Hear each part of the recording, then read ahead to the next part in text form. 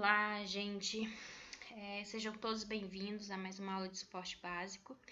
Hoje nós vamos falar sobre as emergências cardiovasculares, né? A gente sabe que existe muitas, mas a gente vai tratar algumas que são as principais, né? São aquelas mais comuns da gente estar encontrando no dia a dia.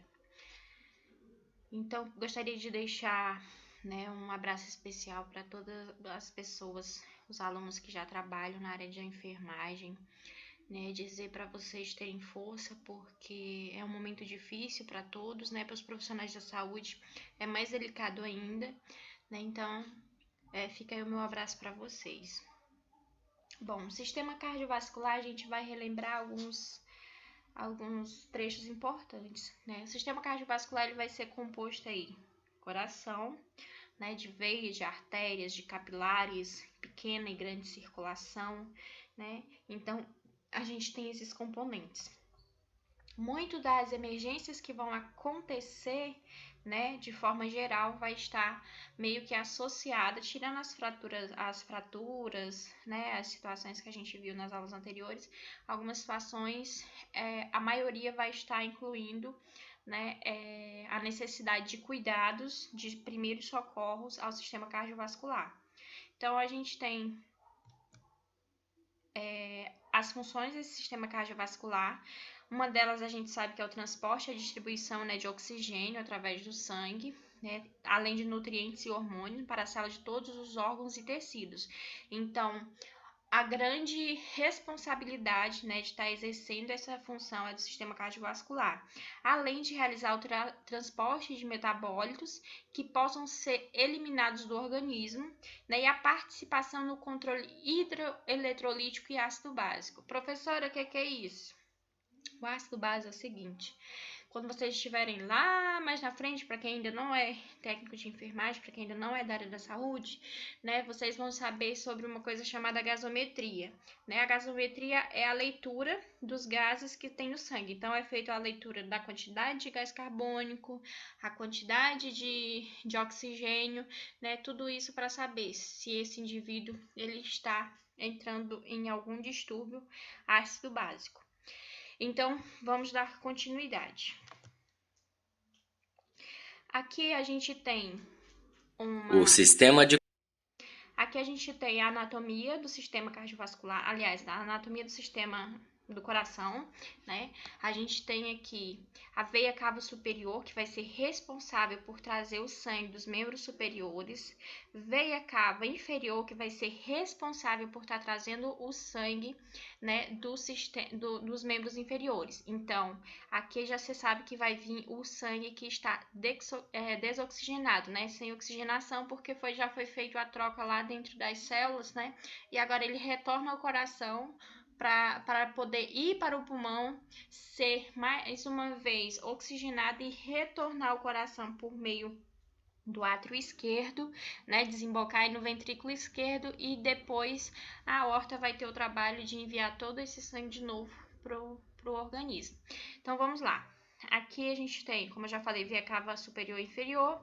Aqui a gente tem a artéria aorta, né, e todos os ramos aqui das artérias subclave esquerda, artéria carótida. Aqui embaixo a gente vai ter a saída, né, de toda essa aorta, a aorta ascendente. Então, o coração ele vai ser composto aí de 4 câmaras cardíacas distintas, né? Átrio direito, átrio esquerdo, ventrículo direito e ventrículo esquerdo. Algumas peculiaridades é possível a gente estar observando nessa imagem. Uma delas, por exemplo, a parede do ventrículo esquerdo, ele é muito mais forte, né? Mais grossa, mais espessa do que a do ventrículo direito.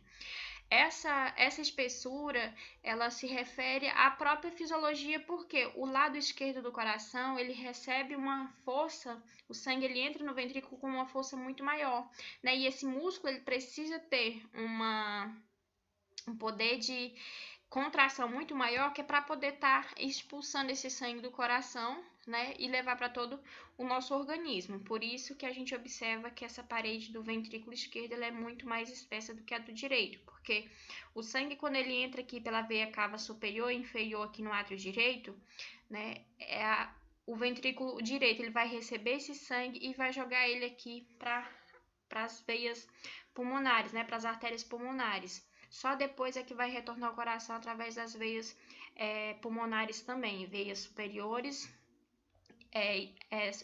superior e inferior esquerda, né, que vai estar retornando para o átrio esquerdo e daí então para a aorta. Então tá, entenderam até aqui? Aqui a gente tem a parede, o pericárdio, né, que é uma membranazinha que recobre o coração. E eu vou deixar esse vídeo aqui bem rapidinho só para vocês memorizarem, tá bom? O que a gente está falando. De condução do coração é composto pelos seguintes.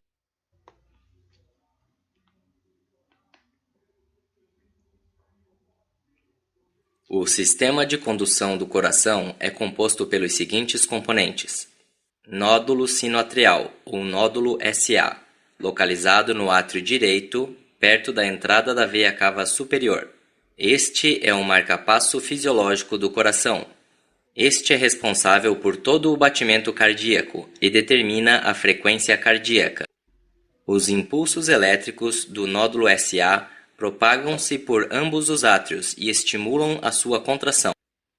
O nódulo atrioventricular ou nódulo AV, localizado no outro lado do átrio direito, perto da válvula atrioventricular. O nódulo AV serve como um portal elétrico para os ventrículos. Este atrasa a passagem de impulsos elétricos para os ventrículos. Este atraso assegura que os átrios já expulsaram todo o sangue para os ventrículos antes de estes contraírem. O nódulo AV recebe sinais do nódulo SA e envia-os para o feixe atrioventricular, ou feixe de His. Este feixe é dividido em dois ramos, o ramo direito e o ramo esquerdo, que conduzem os impulsos até o ápice do coração. Os sinais são então enviados para as fibras de Purkinje, virando para cima e propagando-se pelo miocárdio ventricular. A atividade elétrica do coração pode ser registrada sob a forma de eletrocardiograma, ECG ou EKG. O ECG é um registro composto de todos os potenciais de ação produzidos pelos nódulos e células do miocárdio. Cada onda ou segmento do ECG corresponde a um certo evento do ciclo elétrico cardíaco. Quando os átrios estão cheios de sangue, o nódulo SA dispara. Sinais elétricos propagam-se através dos átrios e levam-nos a despolarizarem. Isto é representado pela onda P no ECG. A contração atrial, ou sístole atrial, começa cerca de 100 milissegundos depois do início da onda P. O segmento PQ representa o tempo de condução do impulso elétrico desde o nódulo SA até o nódulo AV. O complexo QRS marca o disparo do nódulo AV e representa a despolarização ventricular. A onda Q corresponde à despolarização do septo interventricular. A onda R é produzida pela despolarização da massa principal dos ventrículos. A onda S representa a última fase da despolarização ventricular, na base do coração. A repolarização atrial também ocorre durante este tempo, mas o sinal é ofuscado pelo grande complexo QRS. O segmento ST reflete o platô do potencial de ação do miocárdio. Isto acontece quando os ventrículos contraem e bombeiam sangue. A onda T representa a repolarização dos ventrículos imediatamente antes do relaxamento ventricular ou diástole ventricular. O ciclo repete-se a cada batimento cardíaco.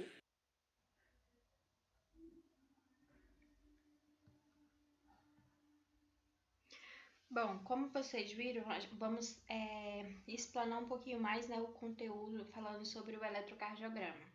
Né, ele vai ser um exame de diagnóstico muito utilizado, né, para as doenças, vamos colocar assim, cérebro cardiovasculares, né, porque tem como de acordo com alguns estudos, né, tem como tá identificando até anomalias cerebrais, né, por conta, patologias cerebrais por conta do traçado do eletrocardiograma, bem como pode estar sendo diagnosticado alterações no pulmão por conta do traçado do eletrocardiograma.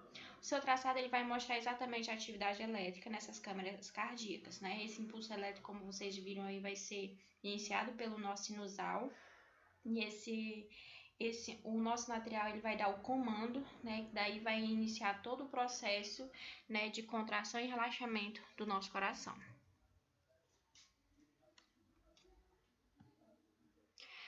Aqui, para a gente observar melhor, né, as ondas, a gente tem aqui o momento em que há a propagação, né? Então, a gente tem onda P, a gente tem onda PR, intervalo PR, né? Porque aqui a gente tem onda P e aqui a onda R. Então, esse intervalo, né, a gente chama de intervalo PR. Bem como o intervalo aqui entre o Q e o T, a gente vai dar o nome de intervalo QT e complexo QRS, que vai ser, né, o Q aqui na base, o R aqui em cima e o S aqui embaixo. A gente vai ver isso melhor lá na frente, tá bom? Só para vocês terem uma noção de como o que a gente precisa estar observando no eletrocardiograma. Primeiramente, eu fiz esses módulos bem separadinhos, que é para que vocês consigam ter uma compreensão melhor, né? Então, vamos lá. Aqui está a representação básica do coração, onde a gente tem o nó, onde a gente tem o átrio direito, ventrículo direito, átrio esquerdo e ventrículo esquerdo. O nó sinoatrial, o nó sinusal, ele está aqui, né? É daqui que vai partir o primeiro impulso. Esse impulso, ele vai ser traduzido aqui no desenho do eletrocardiograma como esse primeiro intervalo, né? Então, a partir do momento em que há despolarização entre esses átrios, né, pelo nó sinoatrial, a gente vai ter essa primeira parte aqui do traçado. A partir do momento em que ele despolarizar o átrio direito, né, é interessante a gente falar o seguinte: a onda P aqui ela está representando aqui a despolarização dos dois átrios, né? Digamos aqui, ó, até a metade da onda P, a gente tem a despolarização do átrio direito. Na segunda metade da onda P, a gente tem a despolarização do átrio esquerdo. Daí a gente tem a formação da onda P completa. A partir do momento em que esse sinal ele chega aqui, né, no nódulo atrioventricular, né, que está dividindo aqui as duas câmaras cardíacas, vai se ter um tempo, né? Vai haver um novo intervalo para poder iniciar a onda Q. Então, aqui a gente observa, né? Tudo que eu já expliquei no anterior tá aqui. A ativação dos átrios, então a gente tem a onda P. Então, a primeira metade da onda P corresponde aqui a primeira metade corresponde à despolarização do átrio direito e a segunda parte da onda P corresponde à despolarização do átrio esquerdo. A partir do momento que ocorre essa despolarização dos átrios, né, esse impulso ele vai ser finalizado aí no nó atrioventricular, né, que ele fica aqui na porçãozinha dividindo, né, essas câmaras cardíacas, mais propriamente mais para o átrio direito do que esquerdo. Então, o tempo em que ele leva para percorrer e para iniciar, né, esse novo processo, a gente vai dar esse intervalo. Pronto, chegamos ao complexo QRS, né, que é onde vai ocorrer a contração desses ventrículos e onde vai se iniciar, né, a polarização atrial.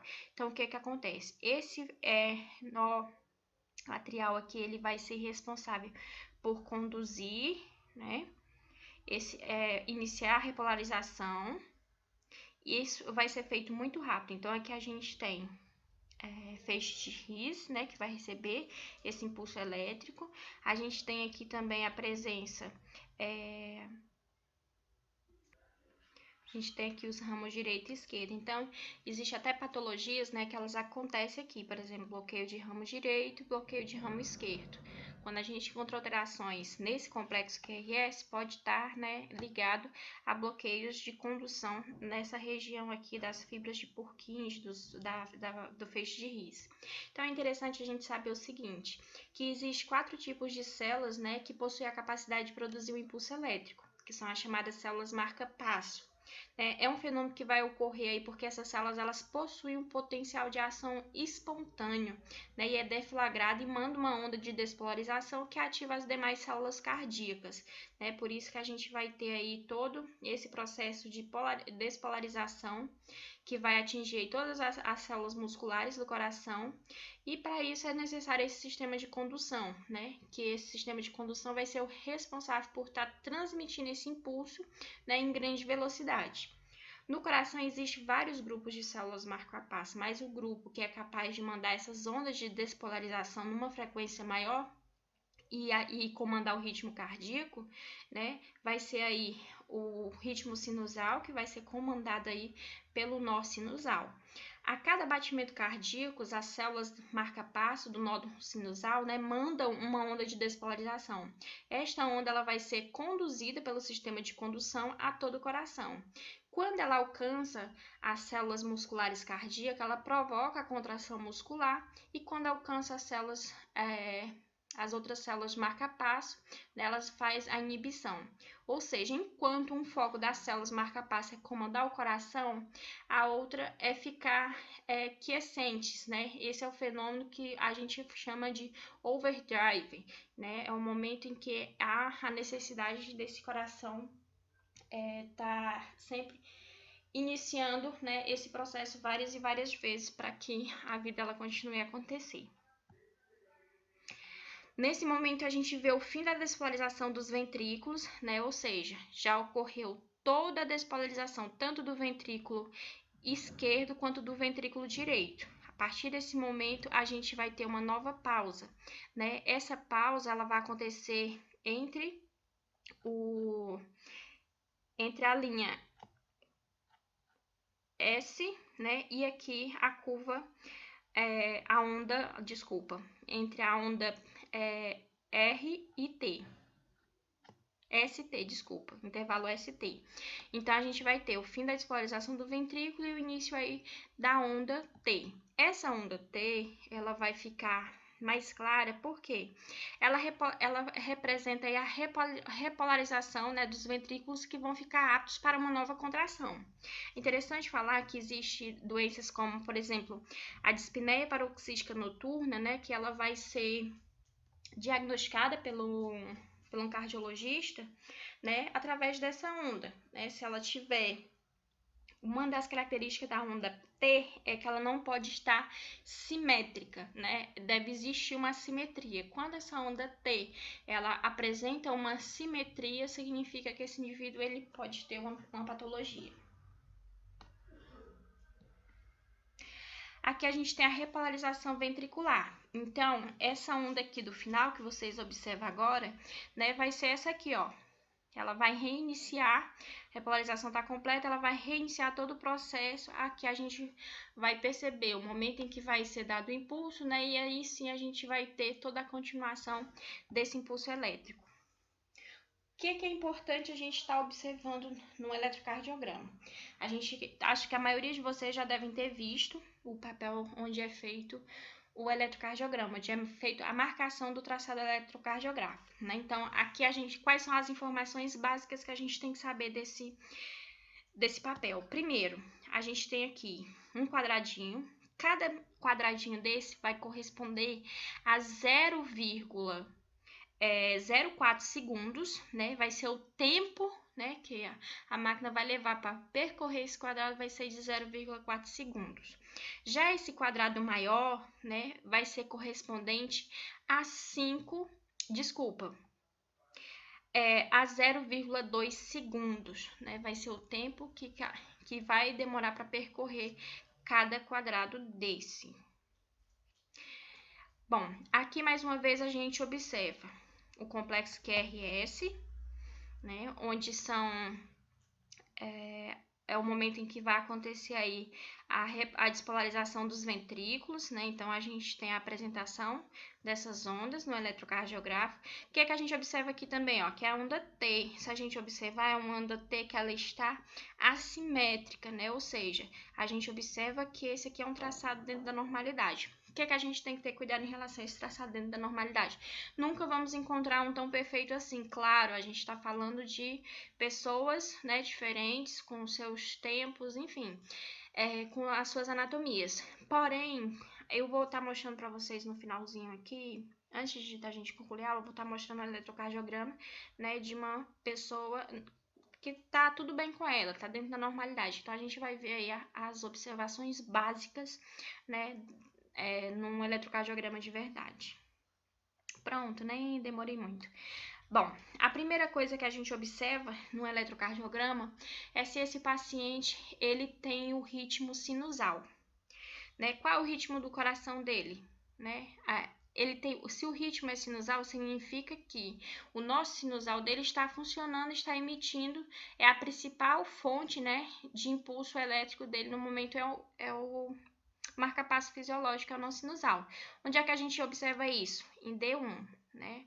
A gente tem, esse aqui é um eletrocardiograma de 12 derivações, né? A gente tem aqui D1, derivação 1, derivação 2 e derivação 3.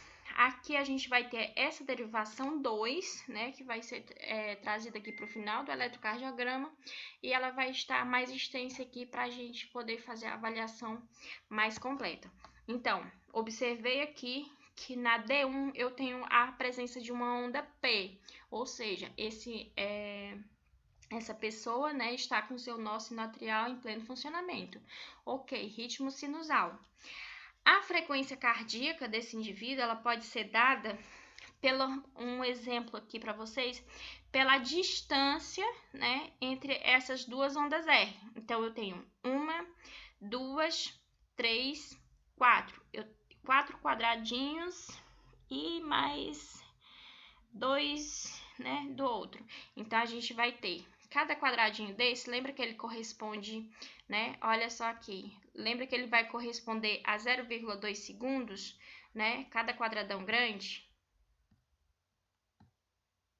Então, a gente tem a presença deles aqui, ó. Da onda R até a onda R. A gente vai ter 1, 2, 3, 4.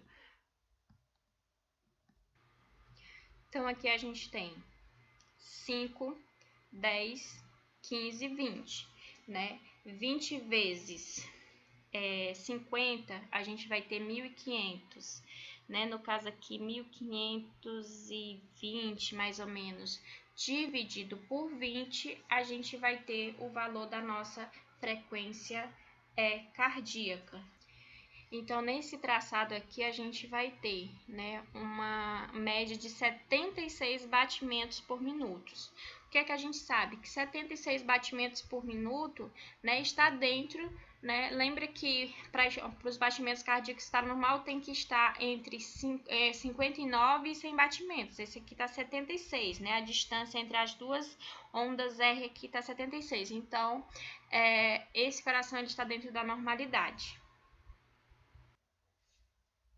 No próximo slide, a gente vai visualizar tudo isso que eu falei. Bom, aqui a gente tem, mais uma vez, um eletrocardiograma com 12 derivações, onde a gente tem D1, D2 e D3 e D2 longa. Vamos ter AVR, AVL e AVF e V1, AV6, que são as derivações precordiais. A maioria, as doenças, assim, as patologias cardíacas mais importantes, né, a gente vai estar encontrando elas, se o paciente tiver, a gente vai estar conseguindo visualizar nas derivações precordiais, que vai de V1 até V6. Então, aqui a gente tem na D2, né, que é a D2 longa, né, a gente tem esse paciente com ritmo sinusal, né, com uma frequência cardíaca aqui de 75 batimentos, mais ou menos 75 batimentos, porque a gente tem a amplitude da onda do eletrocardiograma e a gente tem, né, o tempo. O tempo que que a máquina deve percorrer, né, de 25 milésimos de segundo, né, que ela vai percorrer cada um desses quadrados maiores. Então, a gente tem essas informações básicas para a gente poder estar visualizando melhor aí, por exemplo, um laudo. Então, pronto, aqui a velocidade ela deve ficar em 25 milímetros por segundo, milésimos de segundo, enquanto que a amplitude deve ficar em 1 milímetro por 10, né? Então, o que a gente vai observar primeiro? Calcular a frequência cardíaca, que vai ser calculada, né? Pode ser calculada dessa forma aqui. Então, aqui a gente tem 5, 10, 15, 20. 20 milímetros, que vai ser igual, vai ter aqui 1.500 microquadradinhos desses, dividido por 20, que vai ser a quantidade que cada quadrado tem, que vai dar igual aqui a 75 batimentos por minuto. Então, isso a gente vai ter uma frequência cardíaca. Análise do ritmo. O ritmo está querendo dizer, esse ritmo é sinusal, né? Se ele for o ritmo sinusal, a gente vai ter aqui a presença da onda P, uma onda P antecedendo cada complexo QRS. Então, eu tenho aqui uma onda P para esse complexo QRS, outra onda P para esse QRS e assim por diante. Então, a gente observa que em todo o D2 a gente tem sempre uma onda P antecedendo o complexo QRS, o que nos está dizendo, né, que esse ritmo ele é sinusal. Calcular o intervalo entre a linha P e entre o intervalo P e R, a linha que liga a onda P ao início, né, do complexo QRS, e do intervalo QT, né, que inicia a sístole elétrica ventricular, e estabelecer o eixo, né, que na sequência busca as alterações do segmento ST, que vai ser aí o período de tempo em que não há atividade que vai ser entre a despolarização e a repolarização do ventrículo, né? E também olhar se há outras alterações que a gente vai estar verificando, né, nas precordiais, que vai ser de V1 até V6. Não vou me aprofundar em precordiais agora, porque o que eu quero que vocês, o objetivo de chegar até aqui, esse slide é que vocês saibam que cada onda P para um complexo QRS vai estar querendo nos dizer que esse paciente tem ritmo sinusal. Segundo, a frequência cardíaca desse paciente pode ser visualizada, né, observando a distância entre as ondas R, né, ou seja, o intervalo entre R e R vai dar a frequência cardíaca desse indivíduo. Outra coisa, intervalo PR, né? O intervalo PR que é ao qual se refere, vamos voltar aqui. A gente tem o P, né? E aqui a gente tem o R. Então, esse intervalo, né? A gente também vai estar precisando calcular ele. Se a gente viu logo aqui no início que para cada quadradinho a gente tem 0,04 segundos, né? Então, se a gente fosse calcular, por exemplo, aqui nessa imagem, ó, intervalo P, né, até o R, né? Então, aqui a gente teria pelo menos 0,06 segundos, mais ou menos, né? Então, até 0,012 segundos, né, de intervalo PR está dentro da normalidade. Voltando aqui, a gente tem o intervalo PR, o início QRS e o intervalo QT. O intervalo QT, vamos voltar de novo para aquele primeiro. QT, então, ó, a gente tem aqui a onda Q, né, e a onda T. Então, esse intervalo até aqui, a gente vai ter o intervalo QT. Então, cada quadradinho desse, a gente tem 1, 2, 3, 4, 5, né? 5 vezes 0,04 segundo vai dar aí 0,020 segundos, né? Então, também se considera dentro da normalidade.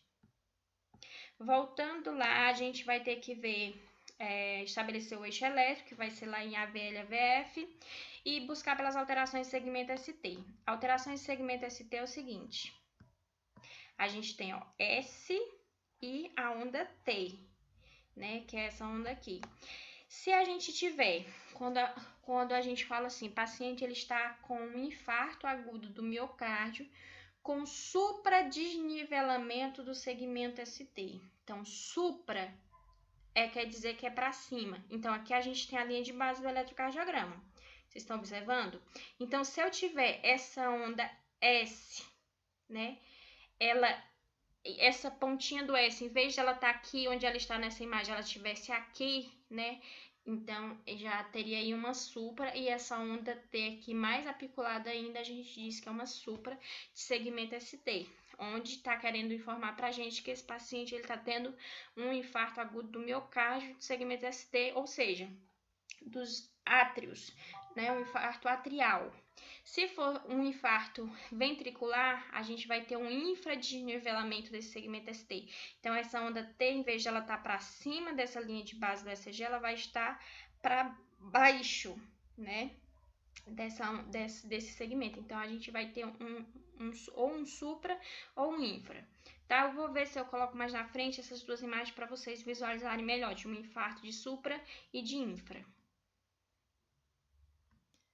Pronto, aqui eu trago para vocês esse eletrocardiograma, onde a gente observa melhor. Esse indivíduo aqui, ele não tá muito legal, né?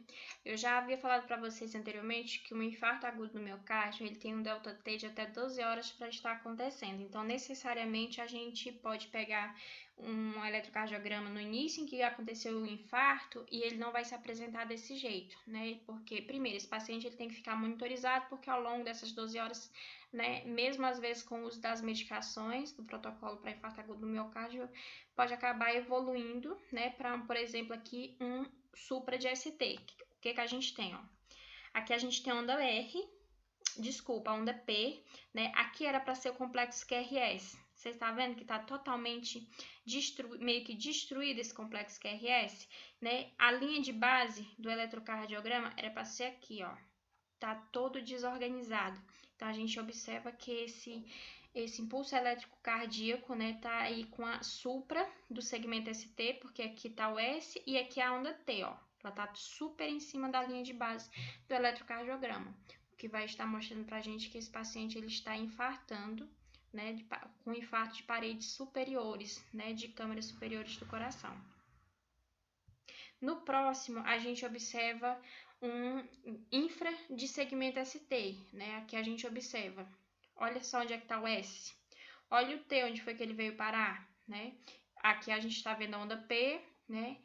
Q, R e o S, e essa aqui é a onda T, ela veio totalmente para baixo da linha de base, né? Ela inverteu, então isso significa que esse paciente está tendo um infarto agudo do miocárdio, né, com infradesnivelamento do segmento ST, que diz que é nos ventrículos, né, que é nas câmaras cardíacas inferiores.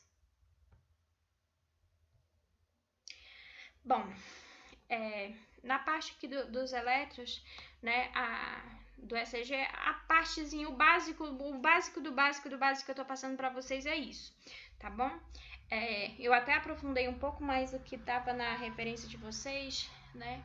Mas se tiverem dúvida, vocês me perguntem depois. Aqui é como se tivesse tipo uma receitinha da vovó, né? Pelo menos para vocês saberem o que é que a gente precisa visualizar no ECG, né? Então, vai ser feito aí o cálculo da frequência cardíaca, análise desse ritmo cardíaco, né? O intervalo PR, QT, se há a presença de onda de complexo QRS, né? Então, tudo isso a gente vai observar nessa receitinha básica aqui.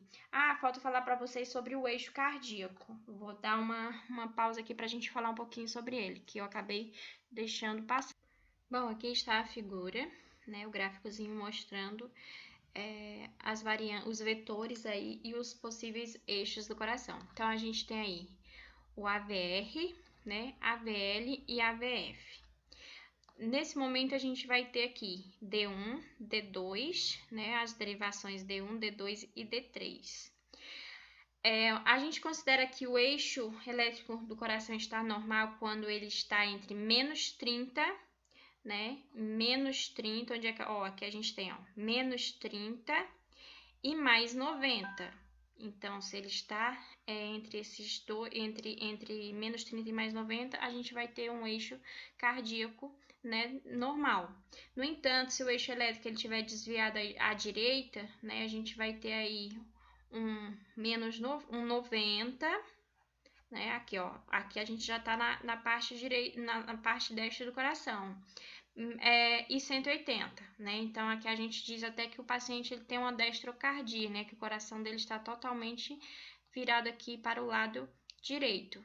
Mas já que o normal da gente encontrar, é claro que vai ser esse paciente entre esse menos 30, né, e menos 90. Por isso que o que vai determinar vai ser a amplitude, né, a amplitude do complexo QRS aqui em D1, olha só, aqui em D1 a amplitude do complexo QRS e a amplitude do complexo QRS em D3, né, que vai estar determinando o eixo cardíaco. Por isso que a gente vai ver aqui, né, que o AVF é onde a gente vai perceber se realmente esse coração está dentro do eixo correto, né, porque o mais 90 aí está caracterizado pelo vetor aí de AVF. Passando dessa parte, a gente vai falar um pouquinho sobre as hemorragias, tá? A gente tem hemorragias oral, nasal, retal, vaginal, enfim. Existe uma infinidade de situações hemorrágicas, né, que a gente pode estar encontrando no ambiente tanto intra-hospitalar quanto extra-hospitalar. Já que a gente está falando de suporte básico de vida, né, a gente está falando aqui dos primeiros socorros aí no ambiente extra-hospitalar. Bom, a gente já falou um pouquinho sobre isso, vamos aprofundar mais um pouco. A gente tem hemorragia interna e externa, né, que são as classificações.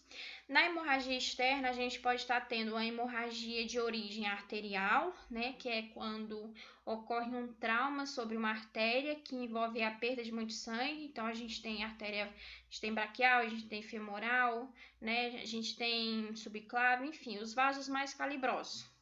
A aorta. Então, quando existe um trauma numa artéria, esse indivíduo ele vai estar tendo uma perda muito significativa de sangue. Se for numa veia, né, a quantidade de sangue já vai ser bem reduzida, e se for num capilar, vai ser menor ainda. Então, na hemorragia externa, né, geralmente o sangue ele vai estar exteriorizado, claro, já que é externo, por algum ferimento ou orifício, né? Pode acontecer nas mais diversas partes do corpo.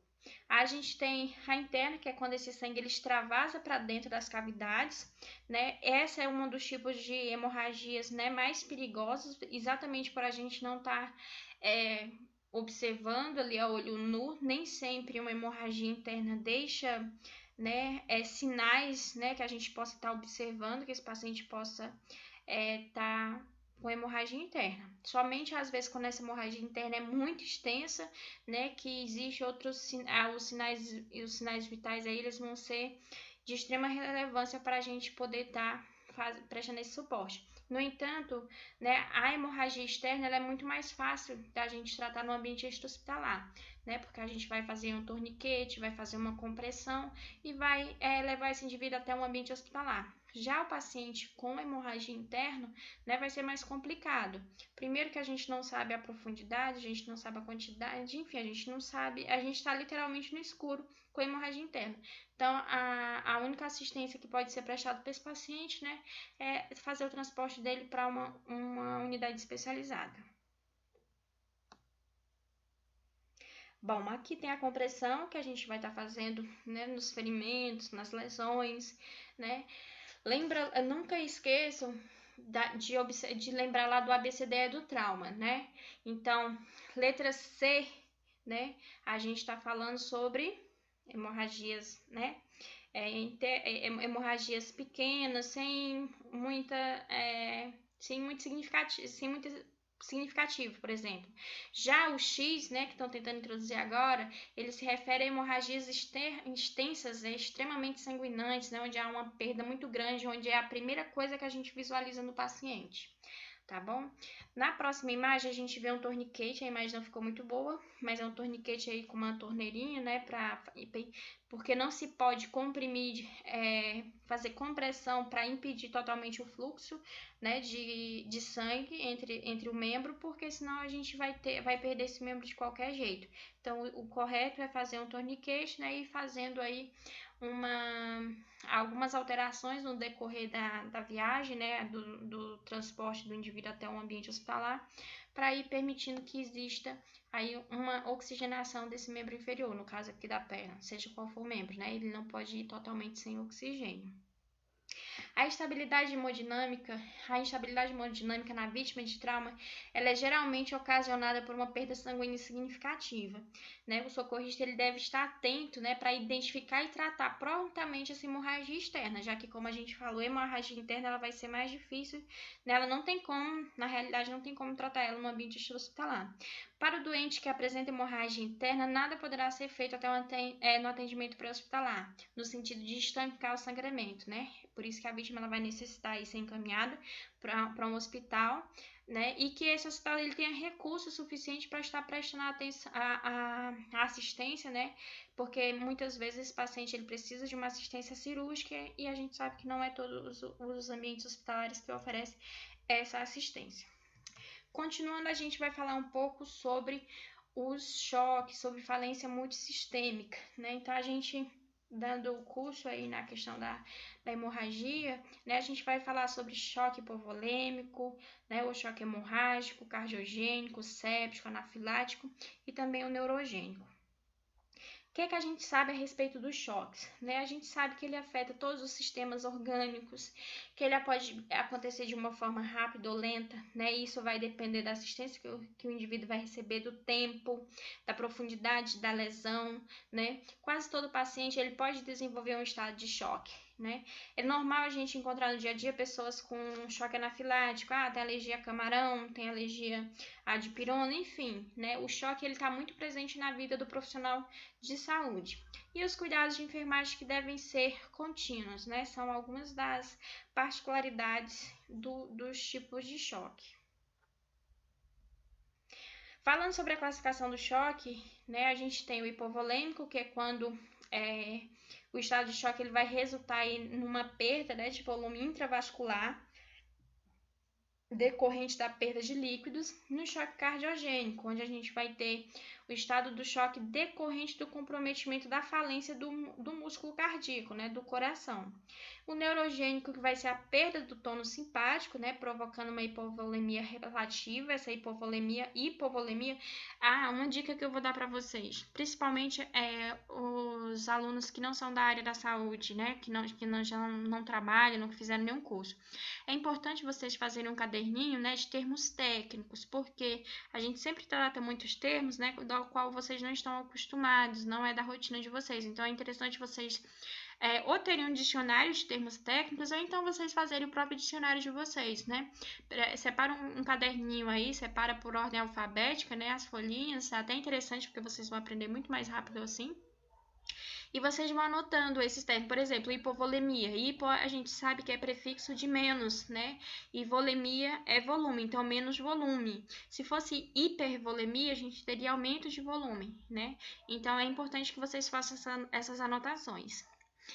Séptico vai ser resultante de infecção grave que provoca hipovolemia, né? Que provoca diminuição do volume corrente. Então, a sepse ela vai ter ligação com os agentes patogênicos, né? Com os micro-organismos que podem estar entrando na corrente sanguínea do indivíduo e ocasionando aí essa perca volêmica.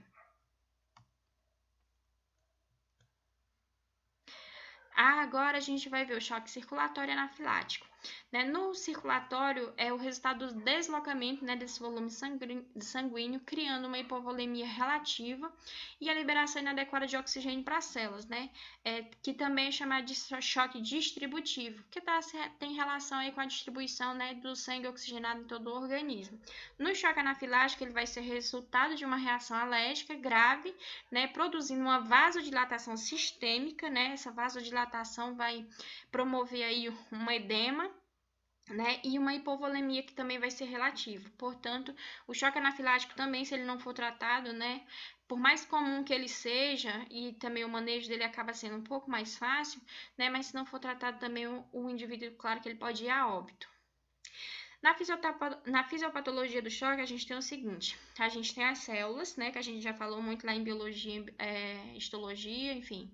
Elas são privadas. Lembra que dentro da célula existe a troca, né, constante de nutrientes do espaço intracelular com extracelular. Para isso, a gente tem enzimas, a gente tem proteínas, né, a gente tem literalmente uma microestrutura ali fazendo um grande trabalho.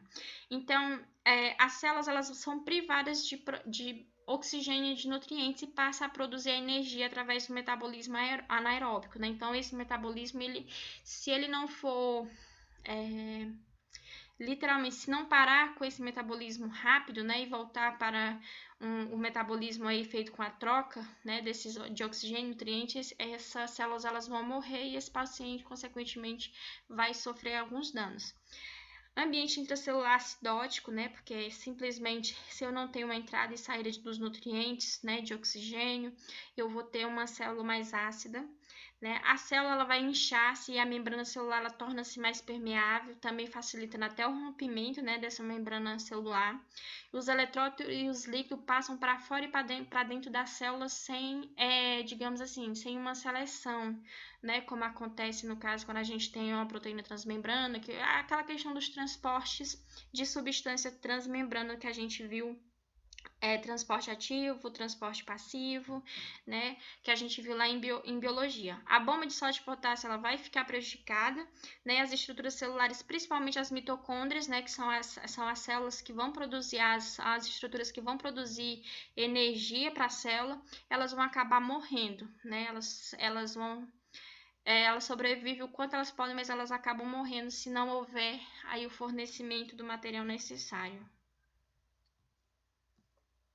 Então, a gente tem sempre... O que a gente vai sempre observar no choque? Existe um padrão. O padrão qual é? A causa, né? O que causou o choque, né? Foi um medicamento que causou um processo alérgico, né? Foi uma arma de fogo que atingiu um vaso muito calibroso. Foi uma arma branca, né? Foi um trauma automobilístico, né? O volume sanguíneo circulante desse paciente, né? Tá alto ou tá baixo? O débito cardíaco dele tá alto ou tá baixo? Ele tem hipotensão? Como é que tá a perfusão desse paciente? Tá boa ou tá ruim? Os baroreceptores foram estimulados? Vamos relembrar, os baroreceptores, gente, são receptores que estão contidos aí nos pulsos, por exemplo, no pulso carotídeo, né? Que ao a gente estimular o pulso carotídeo, esses baroreceptores eles são liberados no organismo. Se o indivíduo ele tiver com uma pressão muito alta, a pressão tende a baixar. Se o indivíduo tiver com a pressão baixa, ela tende a aumentar, né? A equilibrar.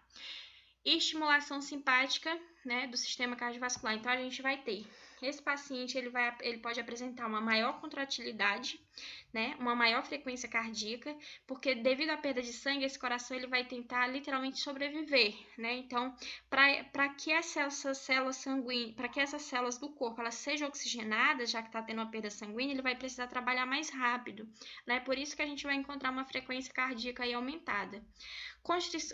Constrição venosa quase não sai, né? Também pode acontecer quando a gente está falando de venosa, a gente está falando de veia. O débito cardíaco, né, aumentado. A pressão arterial também pode aumentar. E o retorno venoso também que pode ficar ou aumentado ou diminuído. Vai depender aí do estado geral desse paciente.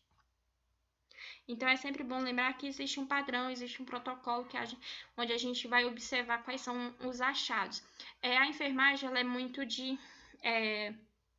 a gente tem protocolo, assim como os médicos têm protocolo, nós temos protocolo. E é interessante a gente estar sempre afinizado com, estar sempre com esses protocolos atualizados, já que eles mudam muito, né? Para a gente poder prestar uma assistência de qualidade. Já nos achados clínicos dos estágios do choque, a gente vai ter o seguinte: o que a gente vai observar?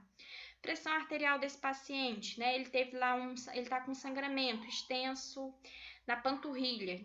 Vou colocar em um local qualquer, na panturrilha. Se essa pressão arterial estiver normal, esse paciente ele se encontra dentro do estágio de choque compensatório. Se a frequência desse paciente estiver aí maior que 100, né? E lembrando que é 100 é o normal. Se está maior que 100 é porque há uma alteração nesse organismo, né? Lembra que a gente está falando aqui de um trauma qualquer.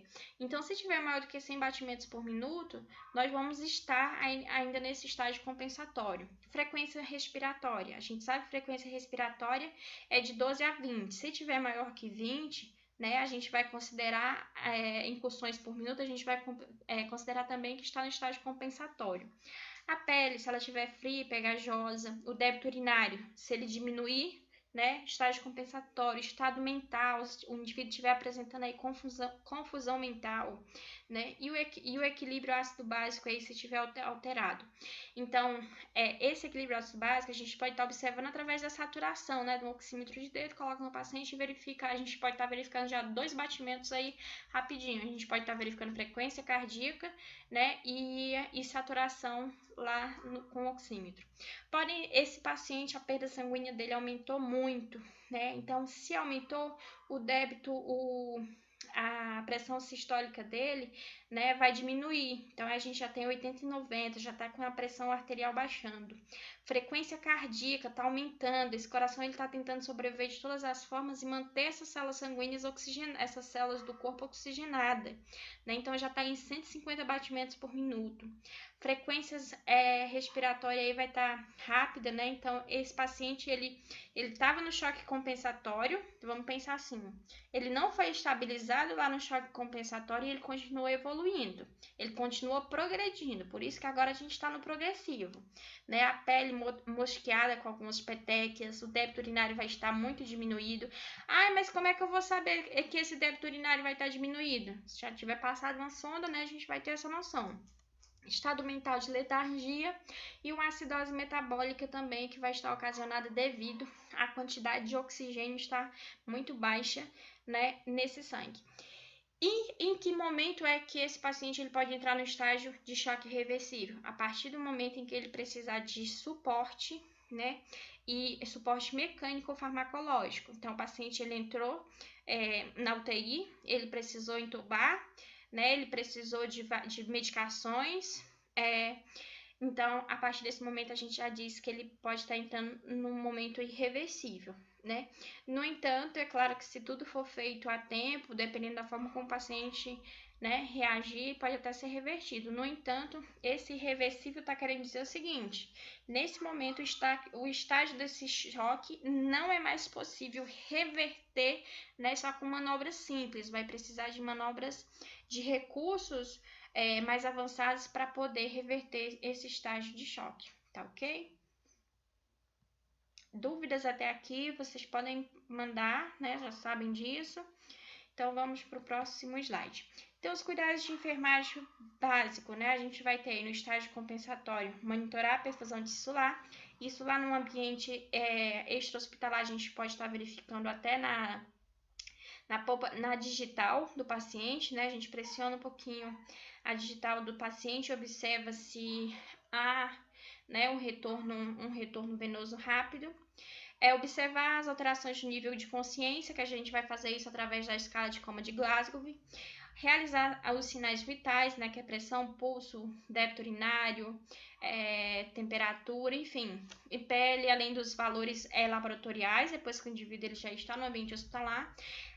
Fazer glicemia capilar, né? Realizar as anotações enfermais, disso quando é no ambiente hospitalar e também, principalmente no ambiente hospitalar, né, manter a segurança desse paciente.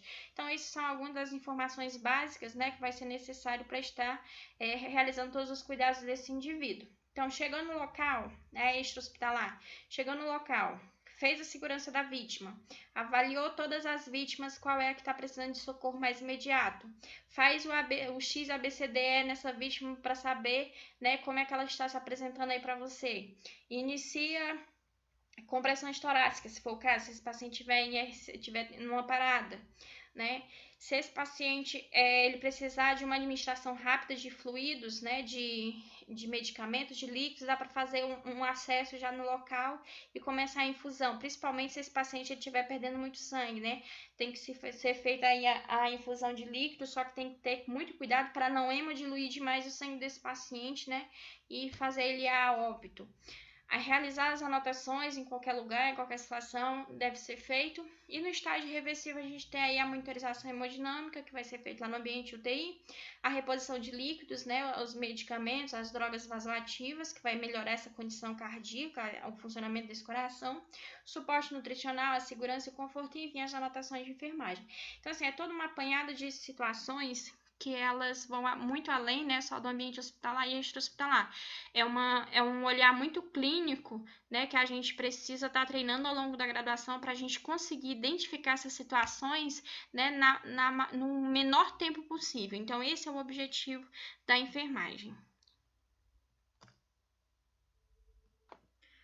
Bom, e agora para finalizar, para quem ficar na dúvida a respeito do que é a monitorização hemodinâmica, né, que a gente acaba falando muito, né, em sala de aula, durante as aulas EAD, a monitorização hemodinâmica ela vai acontecer literalmente para a gente acompanhar, né, de forma constante a evolução desse paciente, principalmente se ele está sedado, né, se ele está no ambiente UTI, se ele está sedado, se ele está tendo perdas de líquidos muito importantes. Que líquidos? Pode ser urina, pode ser vômito, enfim, tudo que envolver perda de volume, a gente vai ter que estar acompanhando, né? Porque isso vai gerar desidratação no paciente, vai gerar alteração de sinais vitais, vai gerar alterações no eletrocardiograma, enfim, uma série de informações aí bem interessantes que, claro, a gente vai estar explanando isso ao longo da graduação de vocês, tá bom? Vou ficando por aqui, dúvidas, me procurem, um abraço a todos e fiquem com Deus.